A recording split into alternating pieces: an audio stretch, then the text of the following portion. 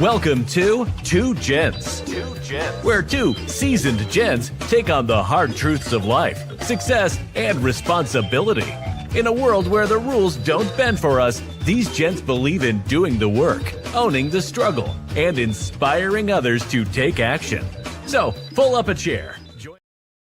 Hey, good afternoon. Welcome to Two Gents Podcast. As we get out here tonight is another Tuesday night. It's been a lot going on in the world.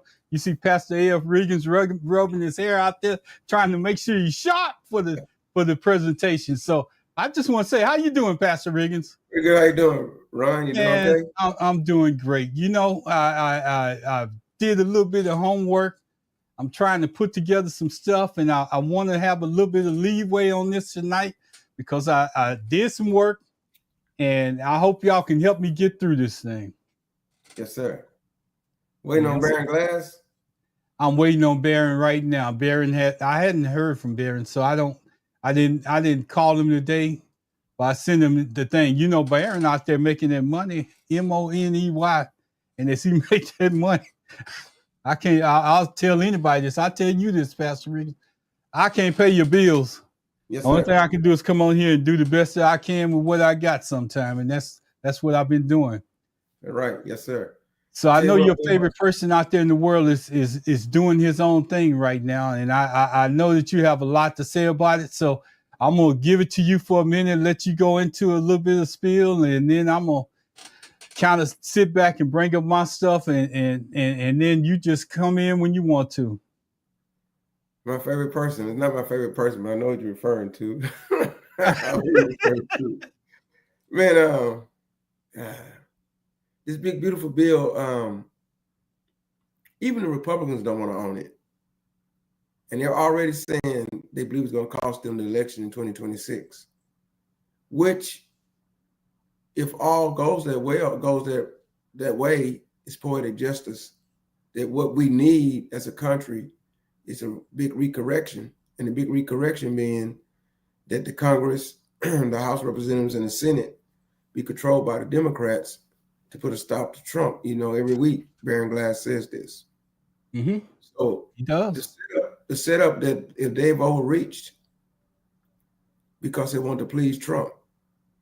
In other words, they brought in senators and representatives into the White House and basically either gave them pork, which means they gave them stuff they wanted in their own districts or states, or arm twisting, or bullied them through scare tactics to vote for this bill, so that Trump can say, you see, with Trump is all about optics, it's all about competition. And Obama had the big recovery bill in his first term. Biden came back after COVID, had the big bill. So he wanted to have a big bill by July the 4th. Mm-hmm. And in this, also, everything that Project 2025 is asking them to do is in that bill. Everything, like making qualifications, you have to work to get SNAP benefits and other different, cutting out Head Start for kids and Medicaid. It's going to hurt people all across the board. They're thinking it, they're looking at it, it's going to hurt people in the inner city, people of color, not knowing or not understanding that there are a lot more Anglo-Americans who are in the rural areas on Medicaid. Mm-hmm. So Trump has no moral compass. I have a friend of mine that graduated with high school, Anglo-American in South Louisiana. And he says Trump is irredeemable. He's irredeemable, is what he's always saying. He is not. He is. And so I know you're going to get into the details. As you get into the details, I'm going to bounce off and expand on it. Mm-hmm. The premise of the whole big, beautiful bill is all about putting more money in the pockets of rich people, creating a classism of the haves and have-nots, trying to cut down programs that help out people of color or less fortunate, and throwing peanuts like No taxes on overtime. How much overtime do people really get? No taxes on tips. Okay, so how much people really work and get tips from the table? That's going to really impact the economy. So throwing the little trinkets out there and the shiny objects, but also hitting that bill on some things that allow Trump to be able to skirt courts, maybe even affect how elections are even run. That's all in the hidden agendas in that bill. And I step aside right now and let you talk. You know, Pastor, as I look at this thing and I'm trying to work in the background, and I'm glad you gave me a little bit of time, but I'm gonna go right into it. And we just gotta do a better job of what's out there, and we gotta pay more attention to what's going on. And most of all, we got to get out and vote. And I'm one of those guys that give the benefit of the doubt. And you know me, I'm gonna stretch it to no end, and I'm gonna give you the benefit of the doubt.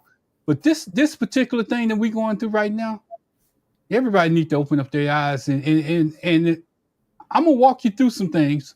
But as I walk you through some things, I'm gonna show you how much our government lies. Because as we done say too many times on this show, it doesn't matter if you're a Democrat or Republican. You better pick the best candidate for your area. And that's what we need to start doing, because if we don't, we're gonna go down this path that we can't ever recover from. And that's the thing that we absolutely need to understand. Last night, as I listened to Stacey Abrams on the show, she came on the show right after the news. She came on Jim Kimmel show. Anthony Anderson was a guest host. Yeah, and she engaged with the host Anthony Anderson, and she was making a lot of sense. And she has a new book out there. I don't want to promote it, because if I promote it, YouTube gonna call it something. But she has a new book out there. Y'all need to go pick it up. It's not about politics. It's just a personal story that she wrote about. Stacey Abrams is smart. Let me tell you something. She's smart. She almost turned Georgia into a purple state at one time. But I'm gonna get into this bill because it's so much stuff I want to cover on this. It's just gonna blow your mind. We can go here. That's where I want to go anyway. Okay. Mandatory discretionary spending. Federal spending is a common category between two distinct categories: mandatory spending and discrete spending. Interest payments. This is something that every president that comes into office has to do while they're in office. They have mandatory spending, they have discretionary spending. They propose a budget when they get into the office, and it doesn't change. It goes up and it goes down. But I'm gonna break this down just a little bit more so you can look at it. And I hope that you can you see it, Pastor? Because I might have to go to the full screen. I see it. Mandatory spending. Breaking it down. For everything you break down, I'm gonna tell you why Trump is involved in it after you break it down. That's fine. I took us off the air, Pastor. Mandatory spending includes funding for programs that have their funding levels determined by existing. This is just like a budget that's proposed at the beginning of the year. At the top, you can barely see it. I should have made it bigger, but I'm gonna tell you what it says. It's Medicare. Medicare and Medicaid. Most people don't even know that there's two different programs that's out there: Medicaid and Medicare. Mm-hmm. Pastor, did you know it? Oh yes, sir. Okay.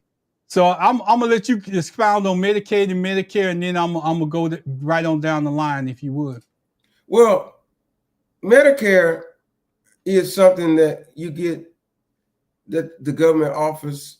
My understanding through the fact that it's connected through your insurance. If I'm not right, if I'm not correct. Partially right. Go ahead and finish. I'm gonna help you out in just a minute. Well, Medicaid is a subsidy from the government, similar to something like if you have Social Security. And so some people are on Medicaid and Medicare. What they've tried to do is, even if you're not on Medicare, you can have Medicaid, especially if you're retired. And what they're doing now is taking away a lot of Medicaid benefits, just like they would take away CHIPS, which is Children and Infants program, similar to it. So they're cutting back because they think it's like welfare. It's not welfare. It's needed because we don't have the healthcare costs are so high because even in Obamacare, they never got the private insurance companies regulated. Mm-hmm. And so healthcare is so high, but not like Canada where everybody has free access to healthcare. So Medicaid helps us subsidize the cost of healthcare. They're now taking it away from people. It's going to be very hard to get health services for people that need Medicaid. I hope I made sense. Yeah, you did. One of the things that we need to discuss about Medicaid and Medicare is that Medicaid is something that you work that's in your budget. Medicare is something that they take out. Medicaid is something that they take out of your check. It's for when you get 65 years or older. That's something that you done paid into to get. Medicare or Medicaid? Medicare. I'm sorry. Thank you, Medicare. Yes, sir. Right. Because I see that on Medicare is something that you paid in to get. Medicaid helps kids. Right. And they help kids. 1/3 of the kids. I'm gonna show you so y'all can sit up there. You don't have to take my word for it. You can look at this. At this, I'm getting ready to put up on the board because I'm gonna add it real quick. Well, I gotta remove where we at, Pastor. So let me remove this. Why are you doing that? I'm gonna say this. Go ahead. On your check stub, you see Medicare in there, every check stub. Absolutely. One thing you said about Medicaid helps kids and also senior citizens. It does. And that's where Trump's gonna get hurt at, because a lot of senior citizens in the rural areas voted for Trump, and now they're not gonna get the help. Go ahead. And you're absolutely right, Pastor. And I want to go into the biggest. I'm going to get back to the Medicaid and Medicare because I think that we need to explain that more. But I'm going back up here. I want to add this up to the stage. This one. Yeah. 1/3 of Medicaid is for the kids that are between 5 and 18. And what Medicaid also has up under its umbrella is lunch programs and stuff like that. They also have that up under that Medicaid program. Mm-hmm. So it affects our kids. When our kids go to the doctor, it affects our everything that we do as far as our kids concerned, especially low-income individuals. It may not affect you as much if you already got your insurance in place and you done worked all your life or something like that. But what if you have 1 or 2 kids that's in your household that's disabled? They're not going to school. They're bedridden or they're in wheelchairs. They don't have the ability to get up and go. But one kid within your household has the ability to go to school, but you're taking care of those 2 kids, and that one kid needs care too. But you're not out there working. You're not gainfully employed, and that's where Medicaid helps out a lot in lower income people that really. If you have to take your kid to the hospital on an emergency or anything like that because you don't have insurance, that's where it's covered up under, Pastor. Yes, sir. Am I right? Yes, sir. So I just need to show you that 1/3 of Medicaid is going to kids. The rest of us going somewhere else. But we're going to the 2/3. But wait a minute. So 1/3 going to kids, right? Yes. 2/3 going to senior citizens. Part of it is going to senior citizens. Yep. That's even worse. Yeah. So even it loops when you mentioned it earlier. You can be on Medicaid and Medicare at the same time because some senior citizens have Medicaid too because they're bound. Everybody is not healthy in this world. Some people have Medicaid and Medicare because they can't work.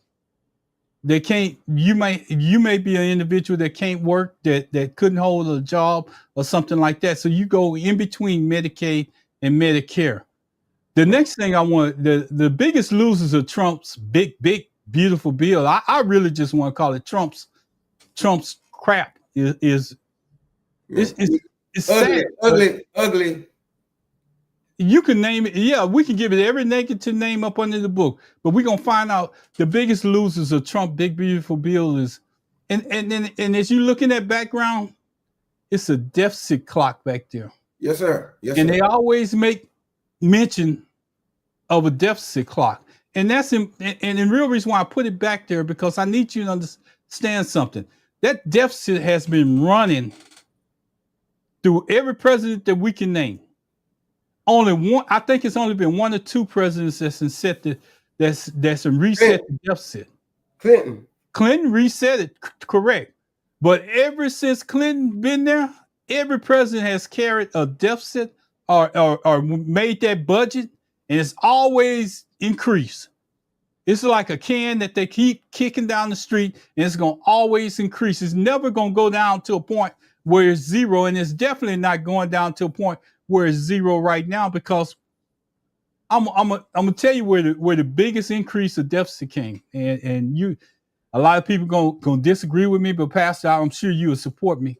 When they started giving out that free money, when Trump was from time Trump was in office, they started writing them checks for free money. They started giving away money to people at that time.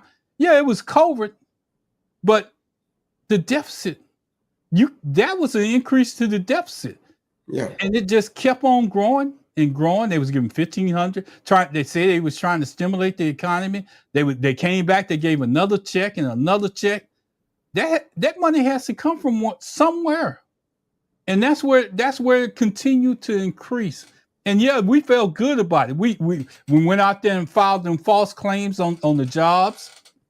I want to say, I got excited there, Pastor. We went out there and filed them false claims. We had X amount of employees. We had CPAs calling you to get money. And as they got you that money, that illegal money, and you was riding around in new cars and everything else, right during COVID, somebody had to pay, Pastor. I'm going to let you comment because I see you leaning in just a little bit. Well, go back to the other screen. Let me tell you why I'm leaning in. Which one? The one that you just switched with the 4.1. Oh, okay. I'm not finished on that screen. Yeah, let me tell you the deal. Trump parents gave him $40 million. Trump had 6 bankruptcies. Trump had Atlantic City, New Jersey. A bunch of casinos there went bankrupt. Lost a lot of money. Trump will have you build something for him. He'll pay you money up front to get it started and never close the deal when it's time to pay at the end. Before he became president the first time, he was involved in 7,500 lawsuits. Either somebody's suing him or he's suing them not to pay his bills. This same mentality is brought into running the government now. How much money can I get without paying or being able to physically be responsible with the government's money? It's all what it is. This is the result of a crook, a felon, someone who does not pay his bills, someone who does not respect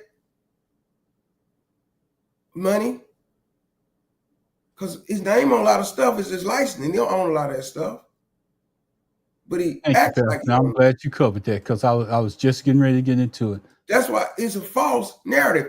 Before Trump ever ran for president, I bought Trump shirts from Burlington and everything. People thought Trump was it. No, Trump was not it. That's why he was available to do the printings, because he had nothing else he was doing. So they paid him to do a show to act like he running companies. But he really wasn't, because it was at a failure in his life. But we have this false narrative, this fake rich man. And I'm not saying he don't have money. And because his first presidency is what he got out of his money. 24 million from Saudi Arabia, this from China. Don't let all this stuff, trade war, fool you. That's smoke screens. Behind the doors, what you can't see is all the private money coming through his family and all that with these countries and companies. So I agree with you, Pastor. About other people's money. So now he wants to run the government or run his agenda off of the taxpayers' money, but we get nothing for our money. Is what I'm trying to say. And I agree with you wholeheartedly on everything that you're saying. But here's what I want you to understand about this thing. Medicare, Medicaid, and Medicare make up probably the top part of this 4 and that 4.1 number that you're looking at over there, that's 4.1 trillion dollars. I don't want y'all to get it confused. And the numbers that's in between, like the what is that? 1.624. Those are in billions that make up the total things that we're going through. And old age and survivors insurance, that disability insurance is in that top group. And all of those are kind of like the ones that hit the government the hardest when they start doing the budget. So it's something within that area. As you start to get older, you're going to fall within that category up there. And what also has happened in a period of time is that our parents had more kids during that particular time. And our parents were members of 8 families, maybe 8, 9 kids or 7 kids. Yes. So it was more people born at that time. So now they fall into the system, and they coming into the system where they retired. They held steady jobs. They coming into the system where they retired. Maybe they had pensions, or some of them had pensions, some of them didn't. But they fallen into that point where they're right there. But here's the kicker. Where we at right now is that it's some other people that's falling right into that, my age. Now we're starting to retire. We still have a lot of my parents' people still around.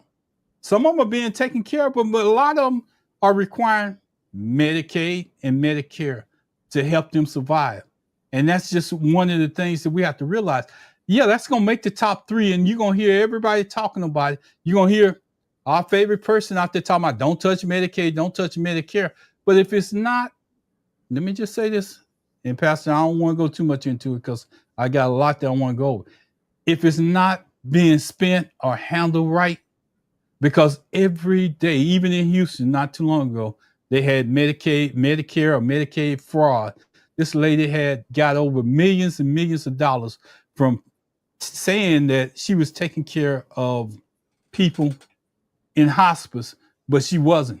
She was writing false prescriptions and stuff like that. And it's a lot of that. But think about it. Out of that big number that's up there, only 10% of that may be fraud. But see, we got to understand the whole picture, Pastor. Go ahead. I'm going to let you come in, and I'm going to try to strain my eyes to read the next one so we don't get too far down the road. Yeah, well, I'm going to just say one thing. He's out there saying don't touch Medicaid because he believes in the propaganda machine. He believes people believe what he said what comes from his mouth. Trump said we're not touching Medicaid while they're touching it. We're going to learn a lot of lies that Trump has said. He's saying we're not touching Medicaid. And meanwhile, they're touching Medicaid. But they think, well, he said they're not touching Medicaid. Somebody lying until they get down to the hospital and find out. They've been touched. And trust me, you about to find out some stuff. Say touched by the devil because that's what Barron called him. Yeah. And it's probably some truth to that because, see, government continues to tell you what you want to hear. Yeah. And it sounds good. They make you feel good when they're running for elections. They have this feel good thing, and they tell you they're not going to touch Medicaid. They tell you they're not going to do this, and they make all these promises, and then they come out and some of their people support them, and we sit there and we feel good. We feel good. So anyway, I'm going to get on down because I got some pictures on. The next one is supplemental nutrition, earned child income, and tax credit. And supported Social Security. I know y'all can barely see this, so I'm gonna read them out. Family support, unemployed, child nutrition, civilian. Now this one, Pastor, I'm gonna pause for the next one because I think that you're gonna want to touch on that. Military spending. Man, let me tell you what's going on. You see the child nutrition. You see the a couple ones before that, child nutrition. Supplemental nutrition assistance program. What that basically involves is them bringing, some of it involves taking meals out to senior citizens that can't get out of their house and can't go nowhere. Right. That's in the mandatory, right? Yeah. However, the military is going to be the biggest thing that they want right now. Oh, we getting ready to get there. Trump wants to create a military complex. First of all, the United States military is the greatest in the world. Absolutely. You don't need to do anything with it, but just make sure that the soldiers are healthy. Make sure we keep up with the latest technology. Make sure we keep investing in training. Mm-hmm. Go buying a bunch of more equipment or splurging on salaries for people that, like the Pentagon, the Pentagon, the man ain't never, he was a news anchor and he's running the Pentagon. The stuff that Trump is, like the woman that's the Homeland Security Secretary, these people were never even qualified to do these jobs, but they were given the jobs as a slap in America's face and say, listen, we don't need the experts. We don't need those that's qualified. We just need somebody that's loyal to Trump. In other words, a monkey can do it is what they're basically telling us. That's what they're basically telling us. Just a good person, a good person in their eyes is going to do what Trump say do. And so now these people come in with no moral compass, no experience or expertise in what they're doing, and they say, well, throw a bunch of money at us. And we're going to raise the military, the budget for the military. It's like we call him to go to war. Like he wants to go to war, but he's begging for the Nobel Peace Prize. Yeah, I think that as we get into this military cost, we're going to also realize, as Pastor Reagan say, they got people that's never been in that position. So it's hard to know how to allocate. He's putting people in positions that ran companies. And the only thing that they might be looking at is numbers. And we put ourselves in this position because over the years, we constantly enter conflicts with other people. And believe it or not, we covered the story last week, but you know who we constantly put money into? Israel. Mm-hmm. Israel is sort of like the stuff that the U.S. don't want to get their hands dirty in. Israel can go out there and they people don't even know that they just interacted for the U.S. They can go out there and their secret services, not secret service, but their warfare machine has been in place almost through every president. And they continuously use them to go out and do the stuff that they really don't want to do. Now, you hear about the public stuff between Delta Force and maybe a couple of special forces unit and all the rest of that. But if it's something that's overboard, say they want to overtake a country or they want to assassinate somebody from that country because they won't bow to the U.S., they'll turn around and use Israel. Mm-hmm. And as they use Israel, it doesn't come back to us. And that might be the thing that Israel, and you remember me asking this last week, I wonder what Israel has on the U.S., the reason why the U.S. keeps on pouring dollars into them. Israel has a lot of stuff that they could release. And Netanyahu, that's his name, Pastor. We couldn't get it right last week. Yes, sir. But Netanyahu, even before he went into office as the person that he is now, he was always a part of everything that's going on. So Netanyahu holds all the secrets of the deals that's made in the U.S. And that's the reason why military is up there. The next one is veterans income and security. At any time, and I'm going to go through this real brief because I need to get to some points that I need to make. But anytime that you have somebody going to war, whether it's wartime or whatever, and they come back and they're injured, you're going to have to take care of those veterans. They figured that out during Vietnam, that they sent people over there. You send young men over there, and they got their bodies tore up and they mentally could not handle it. But they came back to the States and they didn't extend them or welcome them on. They basically told them that was a waste of time. Remember the hippie movement was going on, and they just totally discredit the service that those guys had. Even I'm gonna take it to one of us so y'all can relate to it, Muhammad Ali. He said, I don't have no problem with those people over there. They in their country. They doing what they want to do. And he didn't go into the service. They held that against him. But if you think about the big picture of the whole thing, we don't own nothing in Vietnam. Why would we be over there? We were over there as a proxy war. It's a proxy war because it was really the Cold War between us and and the Soviet Union at the time, communists all over the world. So there was a proxy war, just like the Korean War. And so we had no business being over there. My dad was a conscientious objector. He had his pastor write a letter, and he didn't go. His brother went. His brother-in-laws went. He didn't go. Conscientious objector. So it was a proxy war. And we suffered. We still are suffering. The veterans today are suffering from Vietnam to the Gulf War, to the war in Iran about the fake WMDs, to the war in Afghanistan.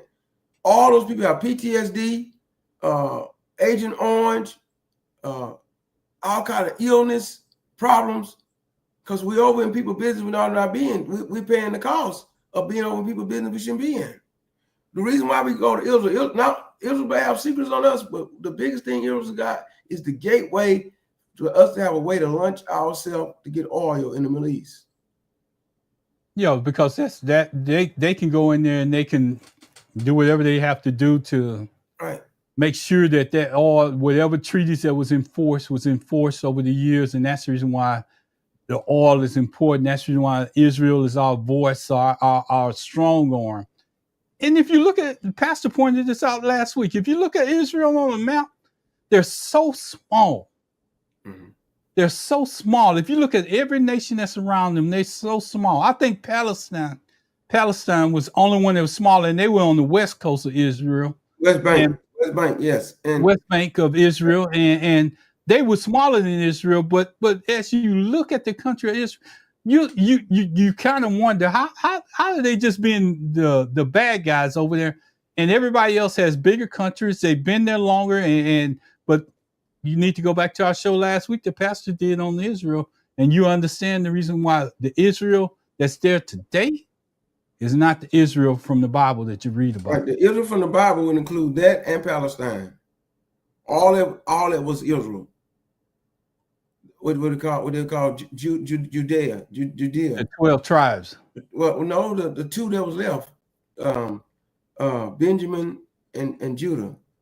What Jesus came out of, Judea, the Palestine area. That's all. Now Samaria, Syria, and Jordan, that would be included as the 12 tribes, all included. Absolutely. So the 10 tribes would be them. So, right. So we're not trying to reteach that show, but what you're saying is make the point. We took one part of what was supposed to be Israel, called it Israel falsely, so we could control it, and then left the Palestinians out, which is really the original Israel is Palestine. So it's craziness, man. Yeah, and here's something that I brought this chart out. I forgot I had a bigger one, Pastor, because I knew that one was too small, but I wanted to bring out a bigger one. We had a bigger one. Okay. Look where education is on this chart. Look at student loan programs. Yeah, where is it? All the way down to the bottom. Yeah, because you know what he's trying to do? He's trying to dismantle the education department. And this is just a 4 trillion. Now I'm gonna get to the next one, Pastor, but I'm gonna show you discretionary outlays. And I know y'all can't see that, but I'm gonna blow it up. I got it. Despite its name, discretionary spending is no less an important mandatory spending as the tool that Congress used to fund the federal agencies responsible for education, defense, along with many other priorities. And I'm gonna stop right there and I'm gonna go to the next slide so y'all can look at it. The top one, Pastor, they call it discretionary spending for education, training, and employment and social services. Because they don't want they want a society that's not educated. Remember Trump says he like the really dumb people. They want you to be a minion. That's a good name for whatever they say do and don't be open to education. This is why they're taking out all the real truth out the education books. They're trying to streamline all educational programs. Now in Texas, because of Texas being a Republican state, and we have a lot of 31 million people in Texas, money is pouring into education from the state level. But you go over to Maine, you go over to Pennsylvania, you go over to Michigan, where it's supposed to be a Democratic state, and they're dependent on this discretionary spending. Trump is yanking it from them and say, oh, now you can't have what you need to educate your people in your state because you Yeah, don't and want then the next one is veterans benefits and transportation. Transportation entails a lot because it has a lot of infrastructure that's tied to. up to transportation. It's not only you thinking about taking yourself from A to B and stuff like that. It's infrastructure, and those bridges have been there for years and years and years. And Wait. and Worse than that, go ahead, it's Pastor. air traffic control. Yeah, Let's say it again. Air traffic control. I already don't like flying. I gotta go fly this week. But if you don't have the people up there who can help monitor and direct where the planes are going, you got a problem. absolutely. You take the money out the budget, people being cut without enough people, somebody sleeping at the wheel. Yep, and income security, international affairs, administrative justice. You just stop me when you want to, Pastor, because I want to go through this pretty fast. Yes, sir. Community and regional development, natural resources, and environment. You saw that community. You saw that community. Yes, sir. What they're saying? Inner city, in the hood. We don't want to spend money in our inner cities. We don't want to develop our communities. They want to turn it to how it was in the 60s when the white rides and remember about the riots in Detroit and all that stuff, and they want to turn it to a chaotic scene so that the masses are up in chaos, and then the people, the smaller number of people trying to control the power of the government. Just pay attention to it. And we have to really dig in. We have to look at that one. Maybe one day we'll break it down. But today we just want to touch base and get you to some of the key points: natural resources and environment. You keep putting chemical plants in, and I know Houston probably has more chemical plants than the majority of the U.S. right here within Houston, Galveston area. But if you just allow them to do what they want to in the environment, it's not going to be there for your grandkids, your kids, or anybody else. You're not going to be able to do anything during that time. Yeah. So the next one is general science, space, and technology. I didn't dig into what other was, but operation and maintenance of the government. That's one that the congressmen probably get their salaries and everything out of. Operational maintenance of the government. And that's another thing, Pastor. They could solve that problem, but they don't try to solve it. They make it an issue. They make it an issue every time somebody's in office. Why don't you just come up with something that's going to last for a period of time and go with it? But somehow, I'm going to tell you what happens. Somehow, and people need to understand this, somehow they sneak in raises for themselves in government through operational maintenance and stuff like that. Military personnel. Go ahead, Pastor. I'm sorry. Also, reason why they don't solve the problem, Ron, because it's called job security. Mm-hmm. If I can always have a problem in front of me, then that's going to keep me in office. We always have an issue to run against and make advertisement, propaganda about what's going wrong, because we never really want to fix it. We just want to keep talking about it. So we use that for people to vote for us, and then we get there and get in the Congress, and we lollygag around and get the job done, and then come back 2 more years still talking about the same thing. They could have been fixed the immigration system a long time ago. Yeah, and part of it is part of the military personnel. Some of the stuff that they do, I ain't gonna go into no details on that. Procurement, you heard about them $1,000 toilets and them $500 broomsticks and all the rest of that they say that they procure for the government. 60 Minutes did a thing on it. When I know when I was growing up, and I was like, man, that ain't true, but it's true, because here's what I tell you from my experience being in the military. I was proud when I was in the military, Pastor. You remember right over there on Jensen, they used to have that Goodwill over there? Yeah. A lot of the brooms and stuff that we used to use to clean the restrooms and all of that came from those Goodwill Industries right there on Jensen. And I'm talking about, I was way in Germany. I'm looking at stuff. I'm pouring stuff. I look at brooms and different mops and stuff. And they made it right over there on Jensen. I know that stuff didn't cost as much as they was being charged. Yeah. But research and development, test and evaluation, if you don't research stuff, you ain't gonna have the strongest military. If you don't go out there and test and evaluate stuff, you have people trying to sell the military stuff that don't work. But that's not important to us. We're gonna keep on moving here. Spending, and revenues. Come on, Pastor. I'm gonna go through this and. Well, you know what it is. Revenues is money you got coming in. Spend is what you got going out. Yeah. And look at what's at the top of it. Individual income taxes. Our revenues is 4.9 trillion, right? Yeah. What's our spending? 4.9 trillion. Where is it at? Right here. Revenues of 4.9 trillion. What's the spending though? That's what we got coming in. That's easy. Okay, 4.1 plus 1.7. Yeah. So you at 5.8. Yeah. So we have 5.8 of spending and only got 4.9 coming in. In my checkbook, that's in the red. Mm-hmm.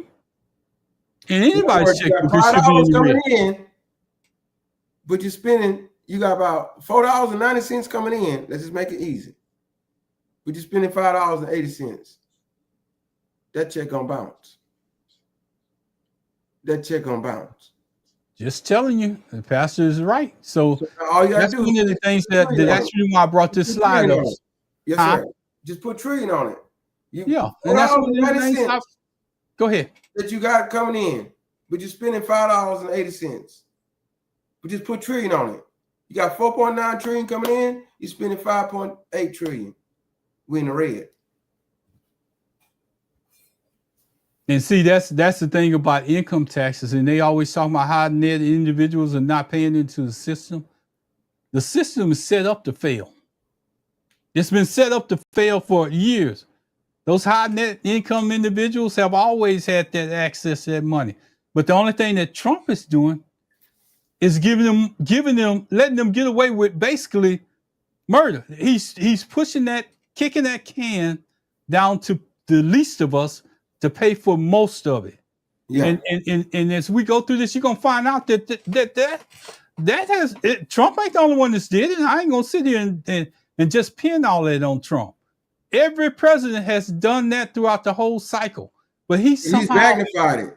And he's magnified it. He's made it come there. He's made it get to this point. Estate taxes and gifts is something that majority of us won't even see in our lifetime because we never had access to that type of money.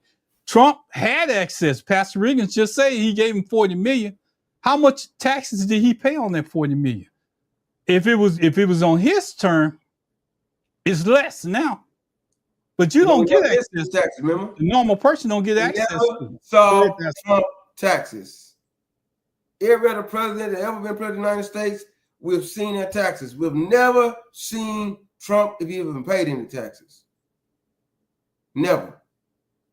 What did you say, Pastor? He said, I'm smarter than you. That's the reason why I ain't paying no taxes. The system is set up to fail. And I'm going to go through this and we're going to bring up this next slide because I need to go here. And what I'm trying to do today is educate you by using slide because they already say black people don't read. You know that, Pastor. Now, I hate to say it, but maybe if I could put some pictures with it, maybe you would take it a little bit further. The top losers, and I'm going to put it on the big screen so we can see it. The top losers, number one, people making less than $50,000, SNAP and Medicaid recipients, people with student loan debt, it's going to increase the federal deficit. And I'm going to tell you the reason why that's not going to work. In undocumented people. And I'm coming back. I'm gonna take that to you. I'm gonna come back to us, Pastor. And I'm gonna let you kind of look here. So if you make less than $50,000, you getting close to the poverty level. So there you are at the bottom. You're making about. Let me break it down for us. This is we're gonna be educated. We're not gonna let them fool us. So $50,000 a year divided by 12 is $4,166 a month. Divided by 2, it's 2,000. You bring home $2,083 every 2 weeks before taxes. Before taxes. So divide that 2,083 divided by 80. That's how many hours you work every 2 weeks. You make it $26 an hour. You make it $26 an hour or less, you're in trouble. And a lot of that, and it may help you if you're in a 2-income household. Yeah. But it ain't gonna put you over the top. No, sir. And they still taking money away from you. Right. So they still taking money away from you, and that's the thing that we need to realize. This bill, and you see that part back there. I didn't want to bring them out, Pastor, but they don't realize the people that I covered them up, finish the wall. Those people are gonna be the losers too. Yeah. While they sitting there talking, they voted against their own best interest when they voted for Trump. SNAP and Medicaid recipients. These are people on food stamps. Let me explain something to you. If a woman has 3 or 4 children and she's trying to work somewhere, but the children are sick all the time, or she don't have to take care, because daycare costs anywhere from $1,000, $1,200 a month sometimes for one child. So it's better that you can't even go out to go work if you got 2 or 3 children. But now you're saying you got to work to get your food stamps. Come on. The next one, Pastor, even people with student loan debt. I mean, you think about it. Me. Now, during the Biden administration, I was getting them forgiven. I know some people got them fully forgiven. Some of my family members. I didn't quite make it through the whole process. So guess what I have to do now? I go back to school. Come on, not to pay what I already have to pay. Because as long as you're in school, you don't have to pay. But at some point, if we don't get some money in there to help us forgive it all, or find a way for us to be able to resolve it all, I paid the first making my bachelor's and all that. I paid all that. It took me many years to get it done, but I paid it. Now we're talking about getting a master's, paying for the master's. Got a master's degree. Got to pay for the master's. So what some people push into, hey, I got to go to the next level of degree, because while I'm trying to stave off them getting this money out of me, I'm going to try to find a way to make a higher degree to make more money to pay back what I already owe. That's craziness. That's craziness. That's sometimes you get in that cycle like that. Yeah. And they say, well, then we don't want to help pay for people's student loan. Well, you don't want to educate it. It's society. You don't want to educate society. You ought to want to educate society. That says, listen, if it costs more to go to school, we'll help y'all pay, subsidize your student loan. If you couldn't get a grant, because if you're poor, you get grants. You get federal financial aid, you have to pay back. But if you're in the middle class or you're making money, then they're gonna give you a grant. You got to make a loan. But then by the time you get out for making them loans for getting to school, you're not making the income to support the loan and your way of life, to pay for the mortgage, to pay for the lights and the gas and the transportation and your kids going to school, whatever, and still trying to pay a student loan. That's what I'm talking about. So we can go out and build a wall. We can go out and do everything that they got signs in the background of this thing. But we ain't going to do the things that help us. We're going to vote against those things. And that was one of the things that I saw on Urban View. And the lady said, I can't believe that they vote against their own best interests. Oh, yeah. I can't believe that they went against their own best interests. Because believe it or not, we're not majority of the people that's getting these benefits. Majority of the people that's getting these benefits it's like an Ozark belt. Kentucky, Mississippi. Mm-hmm. And if you go down there, you'll see that those states they're not at the top they're not New York and all the rest of that. They barely making budgets meet. Yeah. And they benefit from that. Louisiana, Mississippi, Arkansas, what they call a Bible Belt. Yeah. And then you go back but then the other states is the big cities. And what they're trying to do is, once again, that's a racist mentality. Think we're going to affect the big cities like inner city Houston, HISD, Aldine, Spring, Alief, all those inner city type of school districts and those neighborhoods, all that. They think they affect them. Go to Detroit, in the middle of Detroit, where Motown is, and all the east side of Detroit and all that. They think they're hurting them. Philadelphia, Chicago, South Side. They think that California, Los Angeles. They think they're hurting these cities. But all the while you hurting those cities, you hurting whole states like Arkansas. Have you ever been to Hope, Arkansas? Arkansas, where Bill Clinton came from? Arkansas, Louisiana, Mississippi, parts of Tennessee, Kentucky, like it says, West Virginia. You hurting your own people, whole states. They're the ones, if you drive up to Corrigan, Texas, on your way, depending on how you go into Louisiana. Yeah. Corrigan, Texas, up around Apple Springs. They got Trump signs everywhere. But what they don't realize, Pastor, is they voting against their own interests. You said it earlier. The hospitals, if they don't have a budget to function, the rural hospitals, all those dollars that we was telling you about, if they don't have a budget to function, and majority of Medicaid and Medicare comes from those rural areas because they don't have the money to do it, and the federal government comes in and subsidize those smaller areas. But what Trump has did, he's taking the funding out of those areas. So if you're from a small town, you should be the first one coming up saying, hey, something wrong here. The arithmetic, as Pastor say, the arithmetic not making no sense. Undocumented people. They need to come up with a program, and I'm going to say it here so you can understand. They need to come up with a program where they can bring them into the country and charge them an X amount. I think it's in their budget, but I don't know if most people know this. They have a program that's in place where they can come in and work, but they have to pay X amount of dollars. I think it's $500. Trying to get them from? They want to come from Europe. They want to get them from Europe because they want Anglo. They want, people that look like Anglo Americans to come. They let them come from Europe. But they ain't come. They got the same. Trust me. Look at Trump's wife. Look at Trump's wife. They want them to come from Europe, but they don't want to. But let me help you out here, Pastor. In Europe, let me just do this. I know this for a fact because I was there.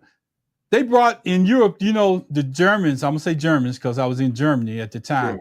The Germans brought in a lot of people from like Turkey and Saudi Arabia and stuff, and they imported them in. The Germans didn't want to pick up paper and do all that stuff that we have the Hispanics doing here. They didn't want to work in the fields. So they imported all these people. But guess what happened? When that Berlin Wall came down, they had people coming across the border that never had a job because they're coming from a communist society where they lived under a socialist system. Yeah. Now you took that part of Germany and you combined it with your part of Germany, and now you want to take those people that you brought in that was doing the paper or the minority jobs there. Now you want to export them out. Basically, what we're doing right now, we want to export them out. But their reasoning was that those people came from the communist side of the wall. They didn't have anything. They didn't have anything. But since they want their wall taken down, that was the consequences of their action. It's the same with undocumented workers. You want stuff cheaper, but you got to come up with a plan that's going to help them and maybe get better control of them on this side of the border. Because I can tell you, I ain't going out there picking no cotton. I ain't going out there doing no greens. I ain't going out there climbing no fruit trees, none of that. I'm not doing it. I don't do manual labor unless I want to do it. That's why I went to school. That's why I'm paying student loans. I'm not sorry. You don't need somebody to do it. I know how to do labor if I want to, but I only do it if I want to because I've decided I want to be educated and use the Lord to help me use my mind to do things. So they can ship everybody they want to out of here. If he can't cut my grass, we'll find somebody else to cut my grass if I don't want to do it. Absolutely. See what I'm saying? They what they want to do is ship them out and then take our people and put our people to work. They say they want to put us to work, but in reality, they really don't want to put us to work, Pastor. No, they want to turn back to the 1940s, 1950s. Yeah. See, you didn't have the influx of the Hispanics like that in 1949. We didn't do all the work. We didn't even have it when I was in junior high school. Right. The I hell. didn't see the influx of Mexicans into Houston till after I came back from the military. Right. And it's like, I'm just gonna say it. It's like they opened the gates down there, and every job that you wanted, every job that you thought you could handle, somebody was getting paid for it. Right. Even building houses. Now that Trump has enacted some of these policies, I'm starting to see people on the side of when the road crew is looking a little different. I'm seeing some young people out there working that it's not Hispanic. So I'm just saying it's a big problem, but the way he's going about solving it is not the right way. No. So we're going to break this down. Low-income Americans, significant cuts to Medicaid could lead to nearly 12 million low-income people losing their health care insurance over the next decade. That's a blow to the economy, man. Huh? That's a blow to the economy. That's closing down a lot of hospitals. See, when they can't, when the hospitals don't have the patients, they have to lay off. Once they start laying off people. In the next one. Yeah, you see? Go ahead. Medicaid recipients. The Senate version reportedly includes steeper cuts to Medicaid than the House bill. New work requirements for non-disability adults under 65 receiving Medicaid could be forced under 65 receiving Medicaid could force millions off the coverage.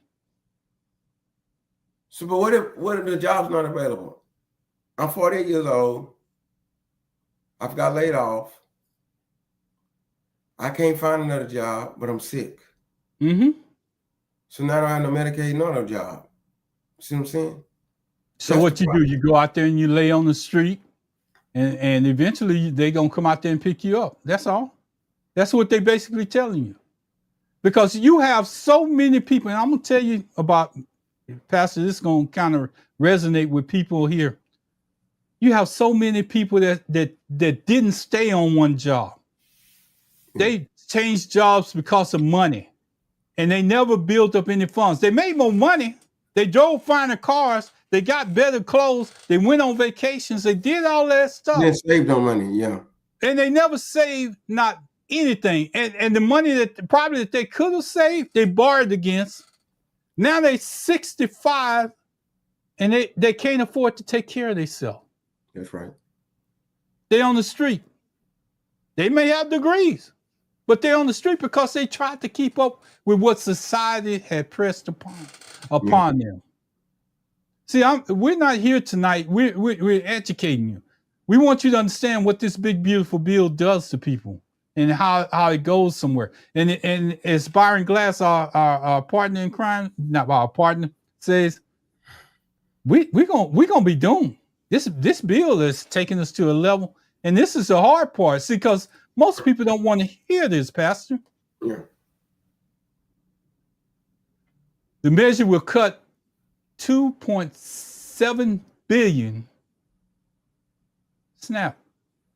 Is that 260 billion? 267 billion? 267 billion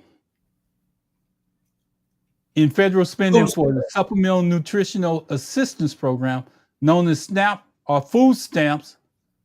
CBO, I was supposed to Google that. Congressional Budget Office said it would also impose work. It's also going to impose work.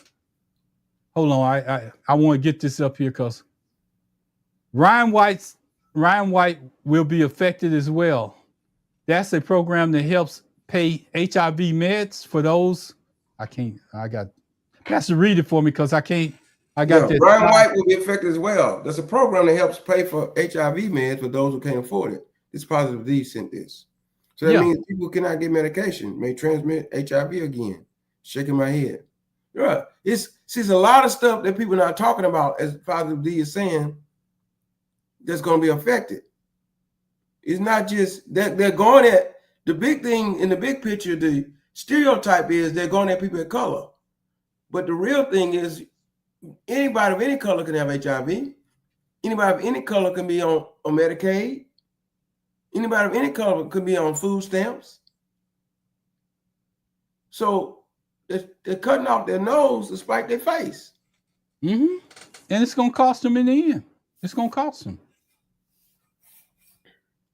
We covered this, and we just basically going back over it. People with student loan debt, Now, I have to give Biden this because Biden and Harris did try to take care of this before they left office. Yeah. Trump is basically just kicking it, telling you're going to have to pay it. He basically just stopped all of that. So I'm just going to tell you, basically what you're looking at is a person. School, and his son been rejected for going to Harvard. That's why he's fighting Harvard. So if somebody people don't understand how petty Trump is. People don't understand how petty he is. You don't understand. You got somebody leading the most powerful man in the world politically, the president of the United States, that office, the office of president of the United States, the most powerful political man in the world. Petty. Small hands, small mind. Let me just leave it right there. Petty. He's trying to get people to start working, and that's why he's cutting SNAP. We understand that positively, but the problem of it is the jobs got to be available. And also, you can't get a 7-year-old to work. Right. And you can't get a 3, 4, 5. And I understand that children, and she can't go to work and pay for the daycare at the same time. I agree with you. There's some things that we got to do. And this student loans for the parents and the undergraduate students, you saying that you want to put them to work, but what if a parent want to go to school? Yeah. They gonna burden themselves with more debt by trying to go to school and take care of their kids at the same time, and maybe work an extra job, 2 or 3 jobs. That don't make no sense. But all this is making America great again. Making America great again goes back to we want to be like the 1940s, 1950s. Basically, how it was. Rich people went to school, middle class people worked at jobs like in factories, and poor people struggled. That's making America great again. Yeah. While your dad gave you $40 million to start with, right. and the average person didn't have that kick start. Yes, sir. That's right. So you got to look at the whole picture. The bill's provision would increase the federal deficit by 3.8 million. What was the arithmetic that you just? You had 5.8. You had 4.9 coming in, spending 5.8, which means that you had almost 1 trillion in deficit, right? So how do you get 3.8? That's the interest. So you adding to. You add right. Bill. You add to what we already had. So from 26 to 34, you're gonna add 3.8, and you already seen the mandatory cost of what it costs to run this country. You already seen the discretionary funds, how it's being used. That's another. It's added to that. Then you come around and you want to add 3.8 billion over 2026. Right. That's because the discretionary mandatory spending was greater than the revenues. And now you take the interest of that. You take about how much it costs to pay for that. That 1 trillion, 1 point something trillion that you was over turns to 3.8 trillion. Because America's credit rating has went from the best to mid-level now, ever since Trump was in the first time. We lost our credit rating around the world. You have to think about stuff. Yeah, Pastor, you're right. You have to think about stuff. You hear that, and what did I say about you feel good? That feel good moment. You want to hear speeches. You want people to tell you what you want to hear. And I think Pastor said it best. He said, Ron said, if I want to be a politician, I can't be a minister. No, because I'm out to smooth talk you, lie to you, or tell you half truths. Try to get you to believe what I'm going to do, and then I go in the back room and let a lobbyist put some money in my back pocket. Then I look at my community and think about my pet projects if I want to subsidize my community, and I'm gonna work on that. But you voted me in, but really you third or fourth down the level of what I need to take care of. Because I'm always trying to get back in office and find money to live off just a little check they give me down into Congress, or whatever it might be. It's being a politician is dirty work. Now, And I'm not saying Pastor, all of them what did Trump say he was going to do if you didn't follow his big beautiful bill? He was going to primary you.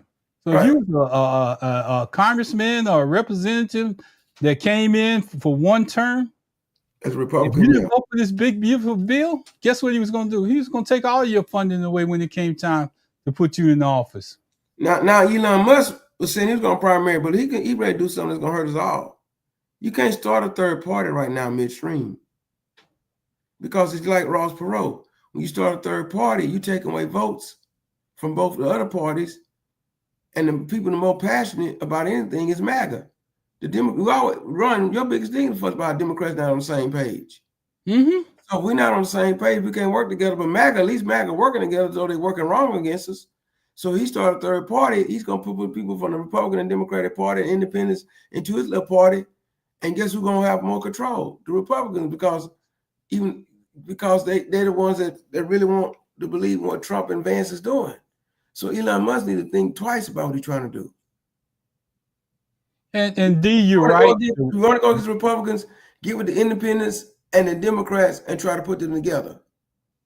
Put the Democrats and independents together. Maybe that's his whole idea. Putting Democrats and independents together and calling it something else. But it can't be a third party that's going to pull votes away from what the Democratic or what we believe to be the best policies for our country. I was Pastor, I was sitting in the barbershop and Yes, ma'am, Positive D. Whites are the largest group of people getting welfare. You're right. Percentage-wise, people of color are.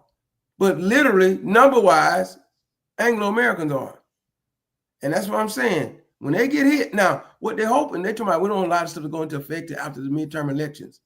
Because we don't want people to vote against us because we want to they're trying to switch and bait, lie to us, and then wait till after the midterm elections, hold on to the Congress, and then say, oh, we're dropping the ball. No, we already see the ball dropping. And the ball's dropping, Pastor, but you know what Trump's a good person at doing? Lying, deceiving, and making it look good at the right time. Yeah. Come midterm elections, it ain't no telling where we might be. We may think we're in the positive of everything, that all this negative stuff may not be true. But if you look at this, it's coming. It may not get here at the midterm elections, but look at what it says. It increased the federal deficit by $3.8 billion. Mm-hmm. And Go ahead. The rich people a tax extension they gave in 2017. He gave them the tax extension. Now I don't, Pastor, you're gonna have to help me on this next one. We got cheap viewers are on Steamboot.net. What? I don't understand that, but hey man, look, somebody trying to mess with us. We're going through the same stuff that we used to go through, Pastor.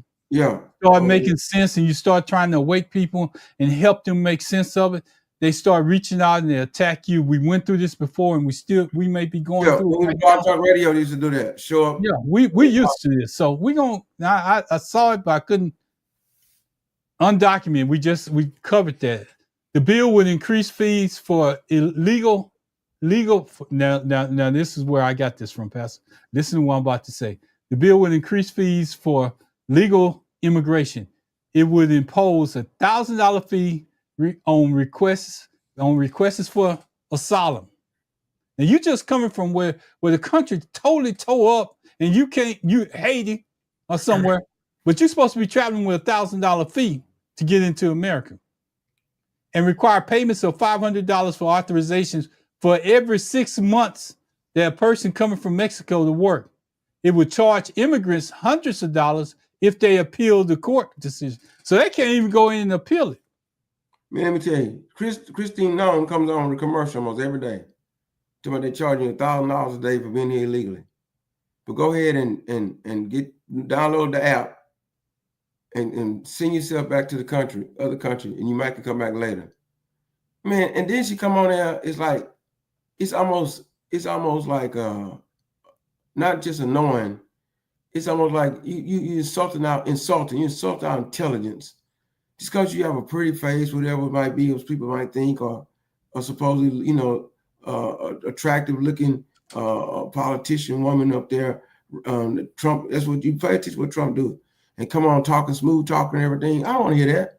I don't want to hear it, because you sitting there telling us that if I'm undocumented, I'm nothing. I don't mean nothing in the United States, and that everybody over undocumented is a criminal. They show pictures of people being put in jail. I don't know if you've seen that commercial.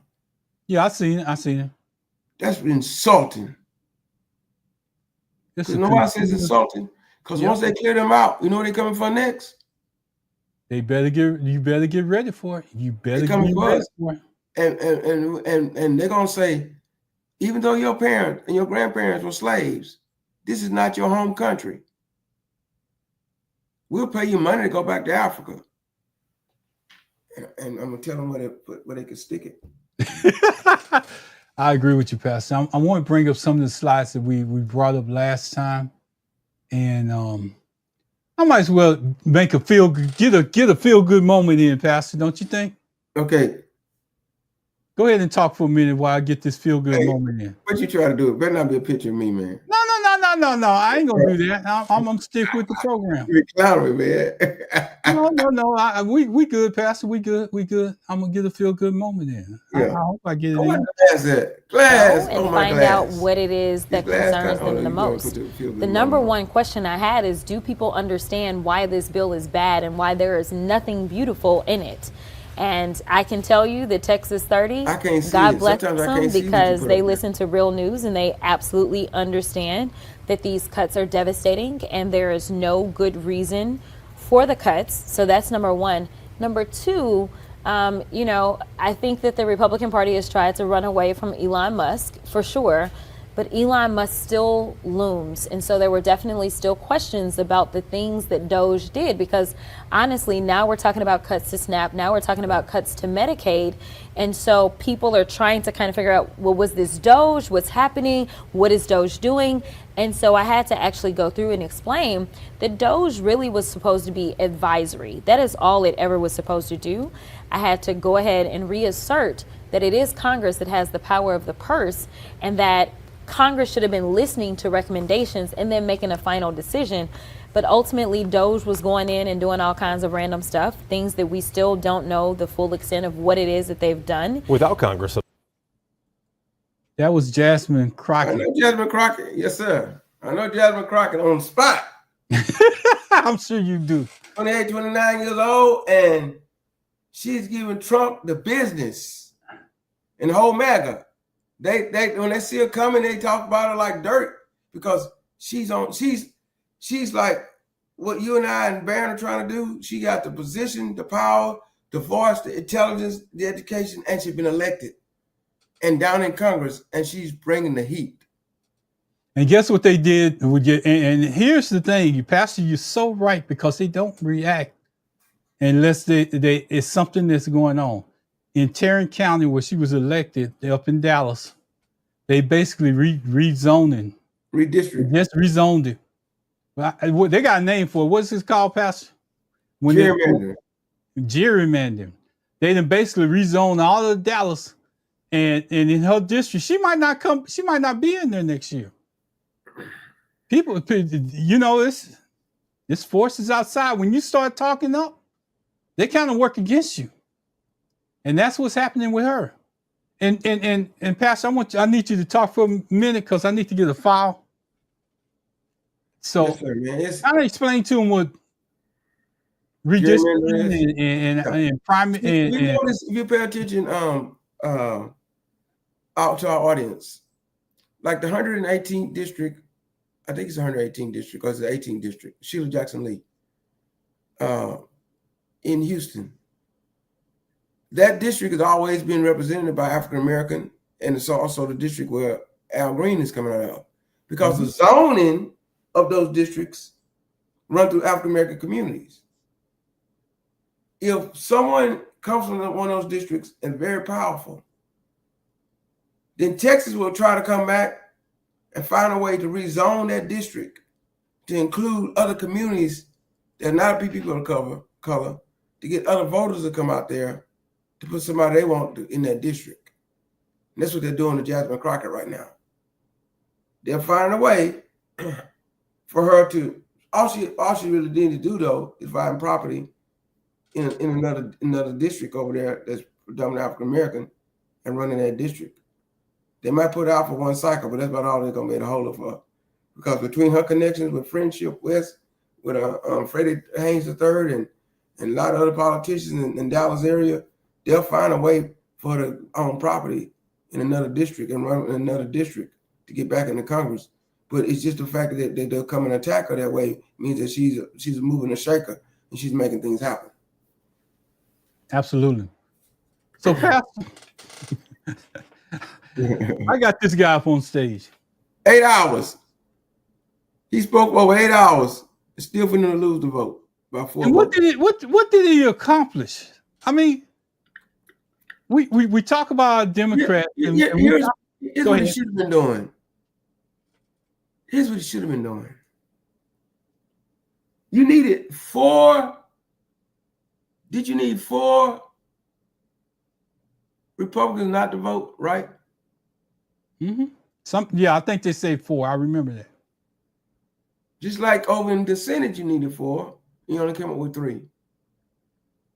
I think in the House of Representatives, because remember the first time the first bill went through, it went by 1 vote before it got over to the Senate. Mm-hmm. So on this reconcile bill, reconcile mean they came back and had to accept what the Senate says and try to make it work in the House.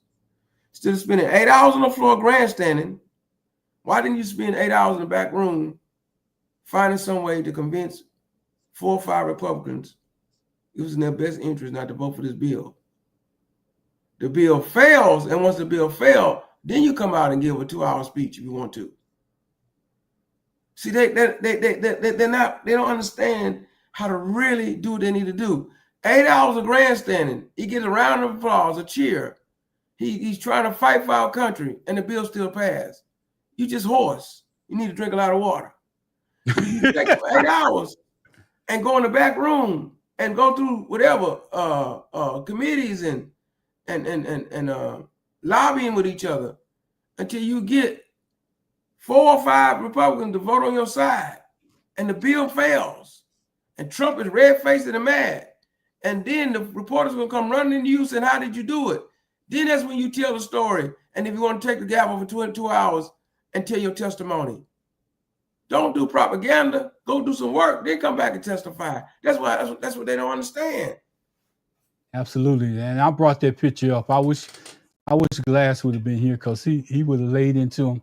Because that I keep telling everybody, feel good moment when you're running for office, when you're trying to save your seat and you're trying to do all of that.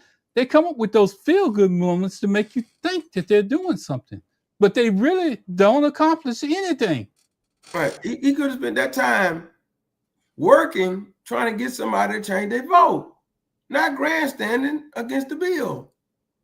That didn't help anything. That's why Obama said, "Don't boo, vote." Says the same thing. Don't grandstand, go work. Go find somebody. He did come out with something earlier, Pastor. And I know I got that one up. Let's go through that one first. Then I'm gonna show you the last one. The one big running up on our time. So I'm even gonna say that word, but I like it. I'm gonna say I got it. The one big bullshit bill act. A bill that to use budget reconciliation to bypass the filibuster and slash vital programs for everyday Americans to fund tax cuts for the wealthy. Here you go. Cut Medicaid by $625 billion. Cut SNAP, that's food stamps, and children infant program by $300 billion. Pastor, I'm gonna take D off. We'll go back to D in just a minute. Cut student aid. Cut student aid. Now, listen to this. Remember I was telling you about if you don't get student loans, but if you're poor enough, you get student aid. Mm-hmm. He cut that by $351 billion. That's Pell Grants. Yeah. That's grants to HBCUs. Yeah. That's grants to colleges like Sam Houston and U of H. And funding for people that's under financially under. They cut that. Yep. Triple the budget for ICE. Triple the budget for them to run up on into Walmart and to C. King and to Home Depot parking lot. But they took food away from kids that's going to school where their parents can't afford it. But they put more money into going to arrest people. Now, Pastor, while we're here, look at this. Green light to sale of public lands. Think about that. Mm-hmm. If that's not dictatorship mind, you ever seen the movie the Hunger Games 1, 2, and 3? Mm-hmm. This is the kind of what it mind control everybody in certain districts. And Mr. Snow is like President Trump. Just go back and watch Hunger Games. Ban state level AI regulation for 10 years. So for the next 10 years, you can't regulate AI, so you can use deep fakes to do whatever you want. You're gonna have to use their federally funded AI for the next 10 years, and they did that intentionally. Right, Pastor. Before we go to the next one, yes, sir. Before we go to the next one, I want to get these things up real quick. I want it to be seen and wasted time. She talking about that man, Jeffries. Jeffries, right? King Jeffries. The next one, a waste of time, Democratic Party. Yeah. But Pastor, I think we had repeal clean energy. Because see, clean energy programs is that you get subsidies for making cars that's electric or using fuel that's biodegradable or using solar panels. That's crazy. See, it's just like anything that they think that the Democrats will favor, we're gonna be against it, and it's hurting the environment. It's taking away jobs from folk that's in that industry. Divert funding from public schools. Wait, did they send the funding? Wait. I want to back up to that energy thing. Yeah. Now I'm gonna say this, and I know I might piss off a lot of people, but if we can go out there and put a fan, basically a big large fan up in there, and generate electricity from that, and reduce the cost of energy that it takes to fund the average household, we need to do that. And if you really want to go back to this repeal energy programs, that's what Elon Musk is mad about. Yeah. Because Tesla. That's what he does. Tesla, yeah. Yeah, Tesla. That's what they do. But see what big oil industry, this is something that I want to help the average American understand. That's about my age or probably your. They had a magazine called Popular Mechanics when I grew up. This was before the internet. I understand that. And sometimes before the internet, you would read in those Popular Mechanics, it was like the future of what's coming. And one of the things that I always remember in Popular Mechanics, it was a guy that had a carburetor during the time when carburetors were on cars. He had a carburetor that he could put on your car to make you go 100 miles on 1 gallon. But they never brought it out because why? It'll put all people out of business. It would have put all people out of business. And he kept on advertising. They wouldn't cover him in mainstream, but he would advertise in Popular Mechanics. Then eventually, as I got older, that ad disappeared and he disappeared. So I'm just telling you, the oil industry has a way of controlling things, and that right there, the repeal of clean energy programs, I guarantee there's some more money behind it somewhere. Yeah. Deferred funding for public schools to put in what? Into charter schools, private schools, and into prisons. Put the money in prisons, in ICE, and in private schools. Increase overall federal deregulation. They want to deregulate. So that's why we have problems with the air traffic control. That's why we have problems down with the meteorologists trying to report on the Guadalupe River. That fired a lot of meteorologists. So there's a disconnect. Remember how Trump that time was using a Sharpie to try to say what a hurricane was going to go to? Mm-hmm. That kind of foolishness. Like if I said that's what happened, I don't care what's really happening out there. We deregulate that where nobody can really know what's going on. Because if I said that the hurricane headed to Houston, but he might headed to North Carolina. The map track says Houston. No, I'm the president of the United States. It's heading North Carolina. Then it hits Houston. You know what he's gonna say when it hits Houston? An act of God. God turning around in the middle of the night. Stupid stuff.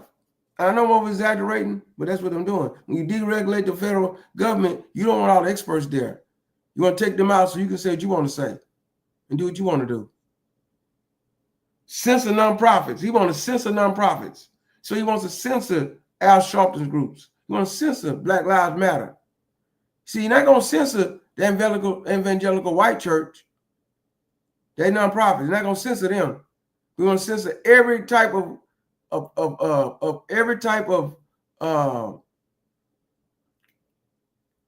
what's a free speech, right to assembly group that might speak out against him. If he gets wind of us, he'll try to censor our program. You get wind of us. He would. He would. Black access, definitely do that. Black access to Planned Parenthood. They keep hollering, we want to have more babies. We want to have more babies, more babies. They want more Anglo-American babies. But they cut here's the deal of that. They cut the programs that would feed those babies. They want them here. Yeah.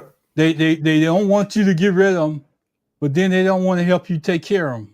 What they really want, they want babies. They want people who have a lot of money. They can feed their own babies to have babies. Take 50 billion for federal workers. What's the CFBPP? I don't know. I'm gonna have to look that one up. I need to look that up now. I don't know if it's something to do with congressional or something. No, I don't think it's that because they want you there. They want No. I think it's something to do with the budget. Could you look up CFPD for me? CFPP. I think it has to do with the congression, right? Something to do with them telling them how much money they're spending, so they can never report on how deep the deficit is. I think it's something to do with a watchdog program. Is what I think. Okay. Remove taxes on guns. Okay, I'm gonna wait to if D out there look it up for me. Remove taxes on gun silencers. Now what? Man, let me tell you, you work with some people. Some of the extremists out there on the other side, they want to do some stuff that's not right. That's why every now and then you hear the word Civil War show up. I'm just telling you.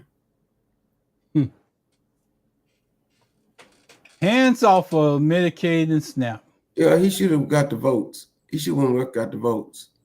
He should have looked at what are the most rural districts in the state and went to those people. All I need was 4 or 5 of them and said, vote no.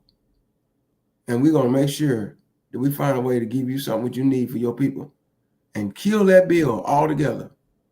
No, you're up there grandstanding for 8 hours, breaking a world record, congressional record of making a speech. The magic moment. That's what it's called the magic moment. He magic, all right.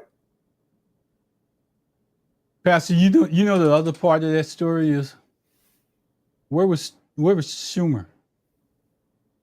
He folded in the Senate. Where was Schumer? All they had was Lisa. They said Lisa McCoskey. How she said her name from Alaska? Koski. Yeah, they gave her a bunch of pork, some stuff she needed for her state to get her to vote. Because if she would have voted, Susan Collins voted against it, and 2 other people did. We need one more person. Because see, he was 50-50, and all J.D. Vance had to do was come and break the tie. Remember in the middle of the night how McCain put that thumbs down? We need one more person in the Senate that could have put thumbs down. He would have never got out of the Senate. But Chuck Schumer and them don't do their job. The job has got past them. To them, it's about the title, the prestige. It's about the fight. They go sit around and tell people how they fight, the process and how they, go through all this trouble. And then they go to private clubs with the Republicans to go eat with them and stuff. You're not going to be my friend if you hurt my people. I'm not going to be your friend if you hurt my people. I'm going to be cordial. I'm going to respect you.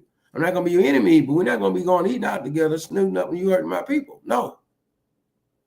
Absolutely, and you're so right. And the thing that gets me about the Democrats is they don't have a plan to change anything. They put up these signs and they stand by them and they hold up 8 hours of speeches by one man, but they don't have anything to change it. What and Pastor, you said it correctly. What are they doing behind the scenes? Yeah. Now, if he was making a speech to give time for somebody to work somebody in the background, like if I say, okay, run. While I'm giving a speech, you and Barron go up there and change 4 or 5 votes. Signal to me when y'all got the votes changed and I'll end the speech. Then that'd be wonderful. And then let it go to a vote and let them be surprised. But see, what Trump does is Trump sets things up. And like you say, they gave the pork to that lady, and she changed. Yeah. They gave the fat and the pork to everybody that they needed, and they changed. Or they bullied them. They told them people that was in office for the first time, we ain't giving you no money if you don't vote for this bill. Mm-hmm. And we wonder how come we're in this position. And Pastor, I'm gonna say this. It works like that on both sides. Depends on who's in control. And that's the reason why we never can move the bowl. We never get to the goal. We never finish the run. What? I'm sorry, were you saying something, Pastor? CFPB? I was trying to get Dee to look it up. I forgot about Dee. Yeah, Consumer Financial Protection Bureau.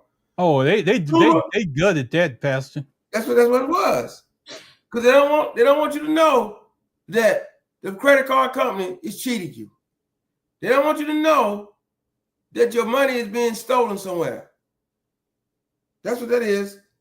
The other thing, Pastor, I want to get into is this. Most of those things that they put in place that were beneficial to us at the time, that where they upheld the 2017 tax rates versus going back to what the old rate was, that stuff is temporary. Most of the cuts that they made are temporary. Mm-hmm. They're not permanent. It's very few that's permanent. I had a thing that I want to show where how many things were temporary, and you'd be surprised. This bill passed, but when it hit the Senate, they made instead of it being permanent cuts, a lot of this stuff is only temporary. So when Trump comes out of office, guess what? It's going away. And that's important. That's important for you to understand. Temporary stuff that's put in place. So, Pastor, I'm going to let you talk for a minute. I'm going to try to find that file. And then we just going to engage in conversation for the next few minutes. Yeah. And then we're going to get out of here. Yeah, I haven't seen Baron Glass. No, I haven't seen him either. He know we want to see him at least. Baron Glass. But Pastor, I always say, if we can't pay his bills. Oh, I understand. Sometimes I'm the mic and sometimes I'm one of the gents. Both y'all here is 2 gents in the mic. Tonight, just 2 gents. It's 2 gents, but I think we're doing an excellent job, don't you, Pastor? Yeah, yes, sir. I think we're doing an excellent job. We're going through. We're not putting our own words out there. I want us to see this. That's temporary. What's temporary? I want a bigger. Even the tax rates for the different brackets is temporary. The increase of standard deduction is temporary. The repeal of personal exemptions is temporary. The increase of child tax credit, new dependent credit, change income limits. Temporary. $10,000 cap on state and local tax deductions, changes to other deductions, temporary. Expand, exempt from alternate. I'm sorry, I'm having a hard time. I got these glasses on for a reason. From alternative minimum tax amount for individuals, temporary. Permanent. Slow the rate of inflation, change PI for parameters in the tax credit. It's tax code. What they're trying to do now is to switch and bait.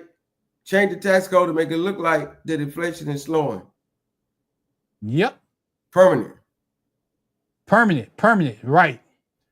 Estate tax. Reduce the state tax by doubling exemptions to 11 million for singles, 22 million for couples. Temporary.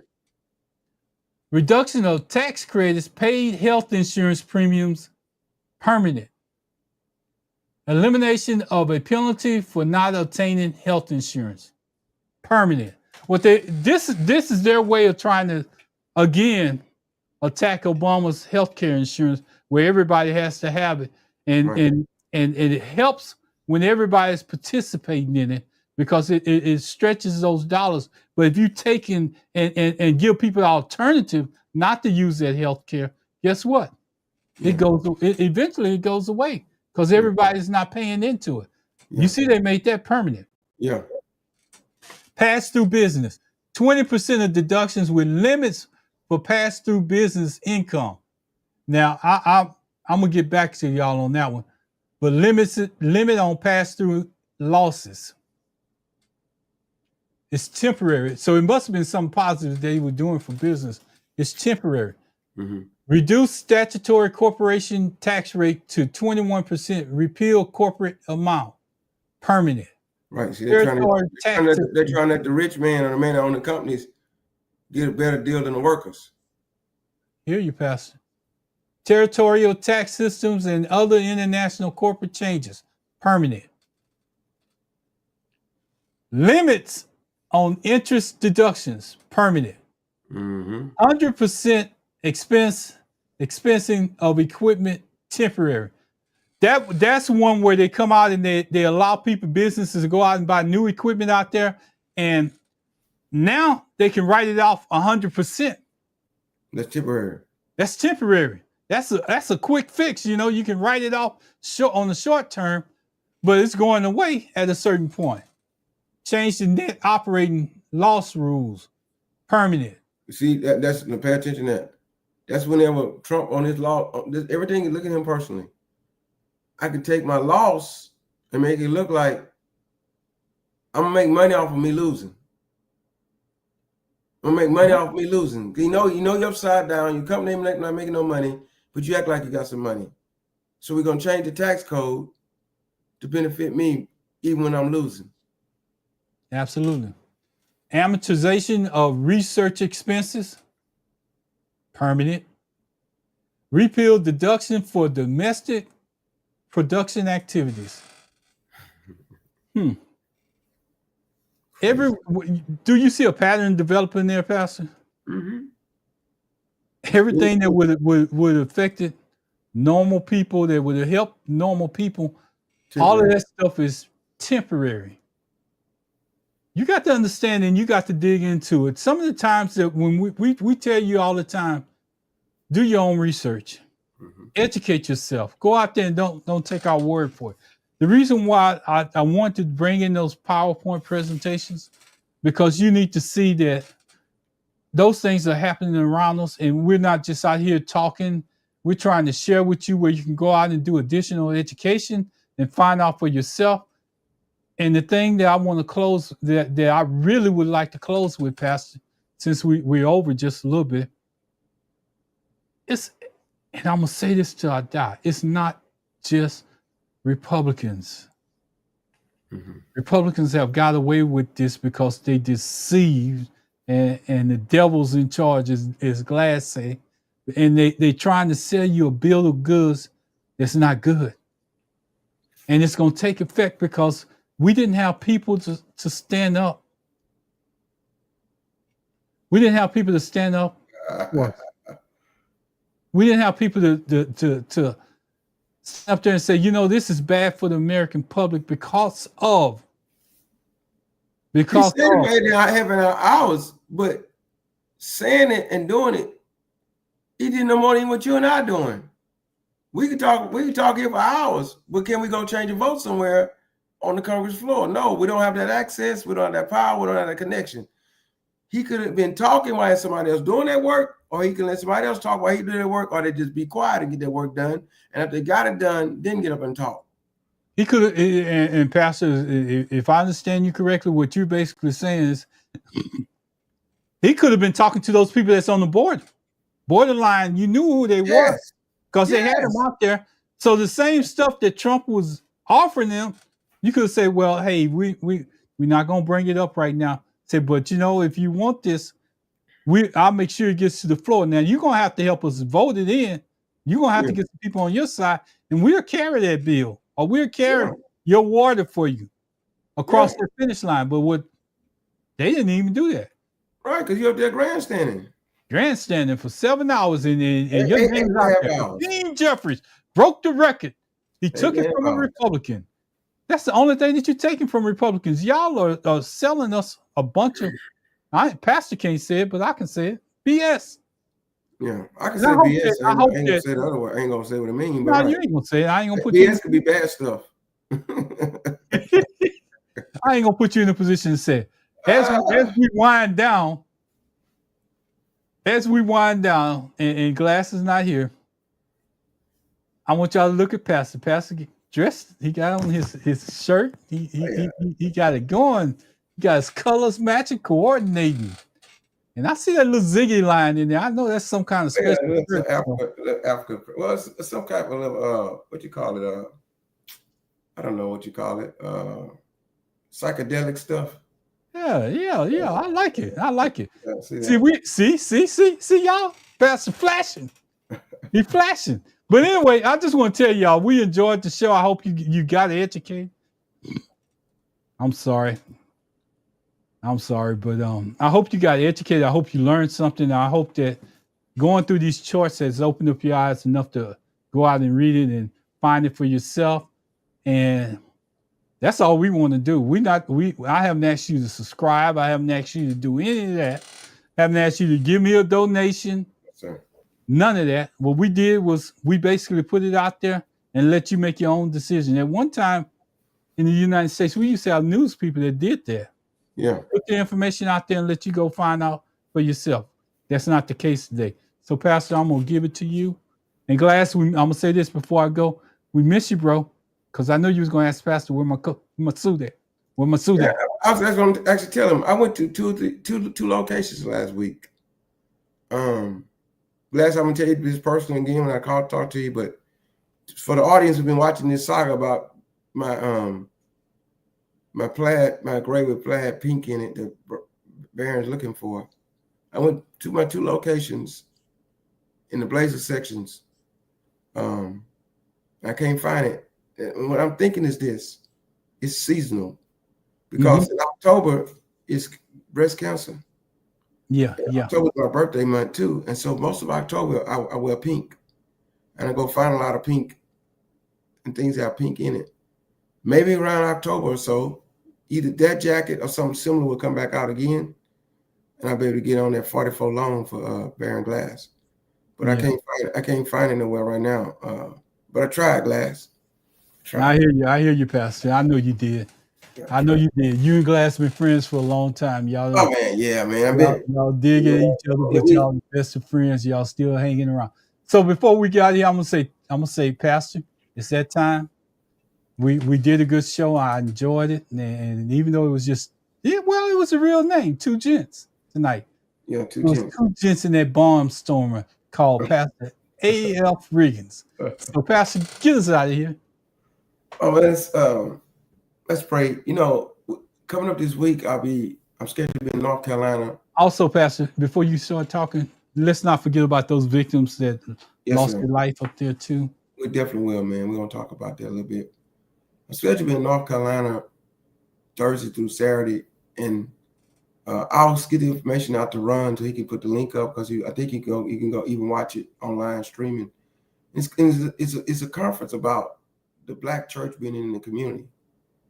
I supposed to be part of a round panel, maybe a round table panel, some things going on. How does the Black church engage the way that we're doing here? Not just me happen to be a pastor on this show. How does the church often run and put the church in the background to show, hey, where's the church at? So it's a conference up in Charlotte, North Carolina that I'm a part of. I'm glad that. Thank you, Pastor. I'm glad that you shared that because we do need the church right now. Yeah. We need God and the church right in place. Right. So I'm gonna give you all the information how y'all can come watch some of that. In Texas, for those of you, everybody probably heard about it by now.